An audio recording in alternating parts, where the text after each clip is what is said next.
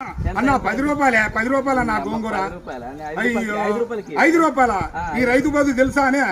ఈ రైతు పత్తి బండి ఇచ్చినా, మిర్చి బండి ఇచ్చినా, చెనక్కాయ బండి ఇచ్చినా, ఏం బండి ఇచ్చినా ఏం ఫలితం ఉంది రైతు కాడ? అరే రైతు బాధ తెలుసానే అన్న? ఇది ఒకటి తెలుసా? రైతు బాధ తెలుసా?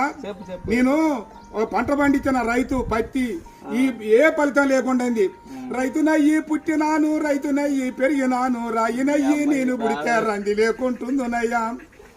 పత్తి పంట నేను ఏతే మిత్తి కన్నా ఎల్లలే. ఏం బతుకు ఏం బతుకు ఈ రైతు బతుకు చూడరా, ఏం బతుకు ఏం బతుకు. అరే మిర్చి పంట నేను ఏతే ఖర్చులన్నా బూడలే. ఏం బతుకు ఏం బతుకు ఈ రైతు బతుకు, ఈ బతుకు నేను బతుకాను.